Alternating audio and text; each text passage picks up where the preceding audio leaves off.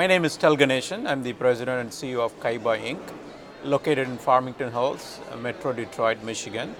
We are about a $20 million company with about 250 employees, both including in US and overseas. The company has been in business through acquisition and all that, since 1997, but I've been in entrepreneurship for the last 6 years. How did you get started? I used to work for a company called Chrysler. Heard of them? Yeah, you heard of them. I think the entrepreneurial bug was there already, but I think it is just waiting for the right time to come out. And I always wanted to do things on my own, but then I realized working for a big company, you just can't do that because there are too many people, too many systems, and you just can't see your output directly. So, and I was waiting for the right moment, and then I plunged into entrepreneurship. Some people go a lifetime Yes. without ever getting to that moment. Yes. So that's crucial for us to know. For you, what accumulated, what went through your mind to come to that right moment? Yeah, I think as you know, with any big company, you hit the ceiling very quickly.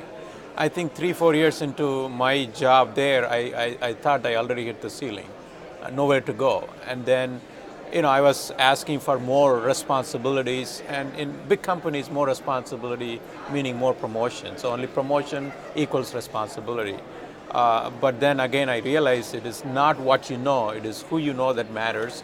And then who you know keeps changing every 3 years. It's a moving target. And I was more focused on producing something, not chasing the targets, not, going after people and networking and all that. So it happened 2 times. Then I got to, decided that, hey, I can't chase this moving target, so I got to make a move. Yeah, you get a lease car, yeah, you get a pension, but that's not what I want. What I wanted to do is make a difference. Once the moment that I thought I could take the risk, the decision was very obvious. I should have made this decision sooner than later. But then again, you got the experience working from a big company, so now I'm able to put them into play and take this journey forward. Did you have an expertise in the area that you were going to? Yes, I did. I'm a mechanical engineer by education, and then also I worked in the similar area at the automaker. And I was working in different areas, manufacturing, product development, problem solving. In the end, I became a black belt problem solver. The biggest problem I saw working over there is that people were able to solve problems within their own department. But then when there are multiple departments involved, it becomes a political thing. It's not really about solving the problem. And I felt that there's a need, what I call a transactional problem solving, where you look like an entrepreneur and the only goal is to solve the problem. You don't care what the title is.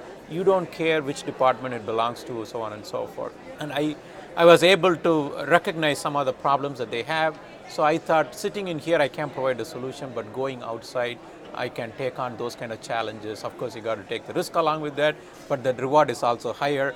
Here we are after 6 years from a person, salaried employee, to now I'm managing 250 employees. So I feel very good about what I have done. That growth and the thing that we're celebrating here is that can be troublesome too. Do you worry about that as in terms of how fast you're growing and making sure you don't lose what's important to you as an entrepreneur and as a business and running this business? In fact, that is the number one challenge now, because early on when you're a smaller company, you can grow fast and fast. You're gung-ho, you are aggressive, you want to get things done. But I think beyond a certain point, then you try to scale. You can't just do the same thing that you used to do before.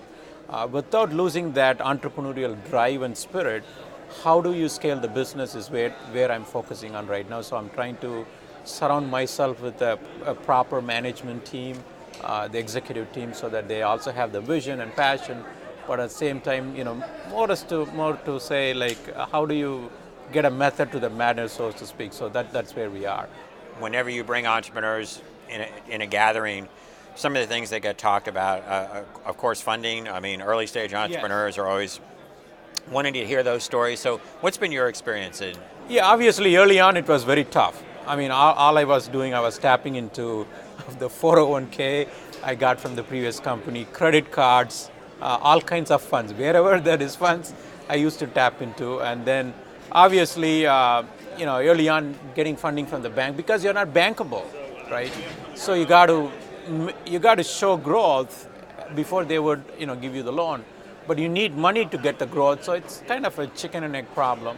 How much market research did you do, or how much did you know, and then how confident were you in the product that you were placing in that market? I mean, obviously, early on when I started, I didn't focus on market research. It's sheer determination, the willpower, the mental strength that's really got there. Now you got into a size, now you start focusing on this market research and all that. I think we went through the crisis, as with anybody else in the last few years. We realized that we heavily focused on one industry, which is automotive, one geography, which is Detroit, and one or two customers. So we realized we put too many, eggs in one basket, and when they sneeze, you got a cold. And so what we decided to do going forward is that do a real research and also try to diversify the company. So that's what we are really trying to do. So how do we diversify? In fact, we are even working on this UEP program at the Kaufman Foundation to really diversify our business and do a good market research. So to pursue opportunities that are emerging, high growth potential, and that's where we are right now. So in fact, I'm really setting the stage for the company for the years to come. It just makes me feel good to have somebody from Detroit, from that area of the country, who's an energetic, passionate entrepreneur. That's what built that city. Yes. That's what built that part of the country. Yes. And that's what needs to bring it back. Yes. So what can you tell me about the entrepreneurial spirit and sort of the state of entrepreneurship in the Detroit area? Henry Ford invented cars, and we put cars on the road, so on and so forth.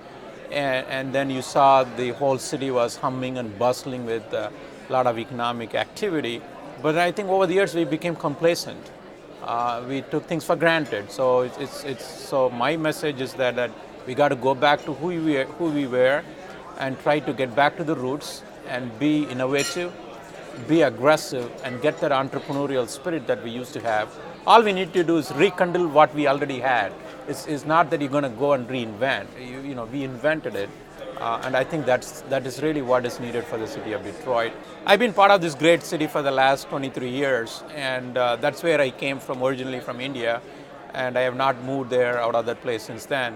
Although the opportunities at Silicon Valley, Boston are so enticing, I can go there, but I think I almost feel that I'm part of that city.